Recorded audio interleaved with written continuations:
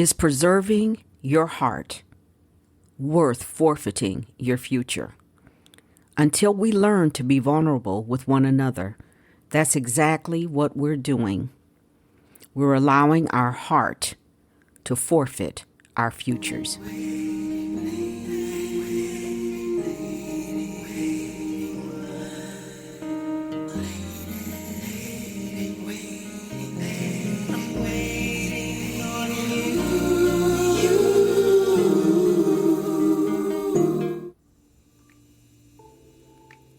Hi, this is Dr. Anita with another diamond moment. The diamonds of our lives are produced through time, heat, and pressure, but it is up to us as to how we utilize what we have experienced and bring value from it. We've been talking about the fact that we are the same. We're spiritual beings, we are vibrational beings, we're energy, and we're all made up of the same life force. We're all designed to receive instructions directly from Source. And in so doing, we must be open to that source. If you're not familiar with her, I would like to introduce to you a lady who terms herself as a researcher storyteller. Her name is Brene Brown. She did a TED Talk that went viral, and that talk was about vulnerability, being able to show up with our full heart into situations in which maybe we have been injured or we have not developed that portion of ourselves. It's extremely difficult to be vulnerable, to allow yourself to be in a place that people may like you or they may not. And in so doing, many times we shelter our hearts, we shelter ourselves in order to escape any type of criticism. What Brene Brown's research showed is that the basis of vulnerability and a negative response to being vulnerable is based in shame and guilt. And according to Brene and her definition, as she gives us with her teaching, is that guilt says, I did something wrong, while shame says, I am wrong. The problem is with me as a person, as opposed to an action that I took. As she goes on in this TED Talk, she describes when she realized that she had given information about herself that made her vulnerable. And in that, she said that she had what she termed as a breakdown, exposing herself to who she thought would be hundreds or possibly thousands of people, which actually ended up being millions of people, caused her to, in her, from her definition, to have a breakdown. She said she thought a small breakdown, but in essence, it was a large breakdown. She sought out a therapist, and the therapist, as they move forward in talking through this fear of vulnerability, called it a spiritual awakening. Her therapist said what you had was not a breakdown, but a spiritual awakening. When we look at how vulnerability affects us, how it can hinder our lives in moving forward, how it stops us from being able to wholeheartedly interact with others, we begin to see ourselves in the fear of that connection. And that, I believe, is where Brene Brown was. That's how she describes it. She saw something in herself that she didn't know was there. As we're going through the various age levels that we have these major changes in our lives, and we look at those who are from 18 to 30 years old, we have the ability to directly affect the way that we interact in this life. For those that are 18, it's extremely difficult. Just the stage of development that you're in requires you to do everything that you can not to be vulnerable, not to show who you are, primarily because you're still figuring that out. But as we get a little older and understand more, to be able to help that young person to say, what you're experiencing is normal. We have all been through this. Might mean all the difference in the world. When we get to that young adult stage where you're looking to advance your career and maybe you come across something that you really don't know what to do, and maybe you haven't found that mentor that you can go to and ask questions of.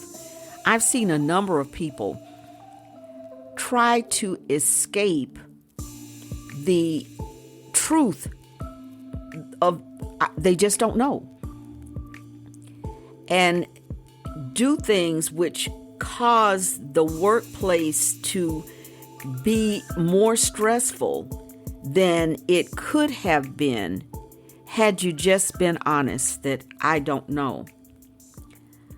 When we understand how shame and guilt stunt our ability to be ourselves, it's because it's based in that place of you're not worthy.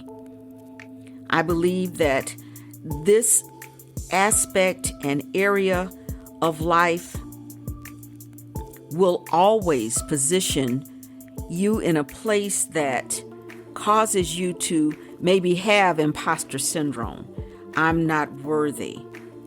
And then when we look at the fact that many times the spiritual foundation that we come from actually teaches you're not worthy, that you're just a wretch and you're lucky that God, creator, source, the universe had anything to do with you. So as we're looking at being vulnerable, being able to say, I don't know, being able as we grow older into that 31 to 55-year-old range, learning how to show who we are. And there are some that are in this range that still have not developed the ability to be vulnerable. They have yet to develop the ability to be the individual that they were created to be. The beauty of who we are is that we are all different. We didn't come from a cookie cutter. We're not all supposed to be the same. And yet, from previous developmental stages, many times we seek to be the same. We, at the stage of 31 to 55, hopefully we're working in our spirituality, working and living, knowing that we're spiritual beings, developing or maintaining that connection to God, creator, source, the universe that allows us to be led, allows us to be guided by something and that is greater than we are. And when we get to that 55 and over stage, hopefully we've developed the ability to hear, to relate to communicate with God for ourselves. There should come a point in time where you're not needing to run to church to ask the pastor, the imam, the leader there, what is God saying to me? But hopefully by this point in your life, you'll be able to know and hear God communicating yourself. We have oftentimes hesitated out of fear. Again, the vulnerability. Am I really hearing God? Is this really what God is saying to me? Have you learned to trust that inner voice enough to be confident in what you feel that the source, creator, the universe, God is relaying to you. And if you're not comfortable, why? And I believe it takes us back to vulnerability. It takes us back to the fact that if we have not developed this form of communication, and we'd have to ask someone, do we feel shameful? Because possibly we've been sitting in a congregation for 20, 30, 40, 50 years, and we still have not learned the foundational truth that we are spiritual beings, and we should be able to communicate with that who created us. Maybe we're so used to the ritual of prayer where we do all the talking and then get up and walk away and never do any listening. Maybe, as I've said before, we've been taught that to meditate is not from God, that we've been taught to be fearful of quieting ourselves in the fear that something is going to take over, and then it will possess you and have you, instead of realizing that we must quiet ourselves in order to hear God, in order to get the direction that we need, in order to utilize the individuality that we've been given, in order to walk in our spirituality, in order to be vulnerable, in order to remove ourselves from shame and guilt and anything else that would stunt our ability to be ourselves, to remove ourselves from a place of I'm not worthy into a place of I am connected to the eternal, and nothing can break that connection. We have to get to a point of really understanding that who we were meant to be is a process. The process of vulnerability, the process of questioning shame and guilt, the process of pushing back against fear, the process of challenging limiting beliefs that we've had is a part of that process. And hearing God and recognizing our spiritual connection to Source is also a part of that process. We are the same. We are spiritual beings. We are vibrational. We are energy. And we are all made up of the same life force. We were all designed to receive instructions directly from God. And if we're not doing so, it's time to stop and develop that part of ourselves in the process of becoming.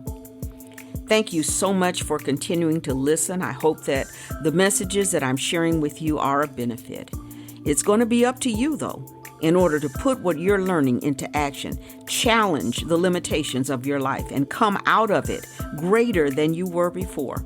If you haven't done so, please get your Diamond Journey Journal and make a commitment to move forward in your spiritual, financial, social, emotional, and physical goals.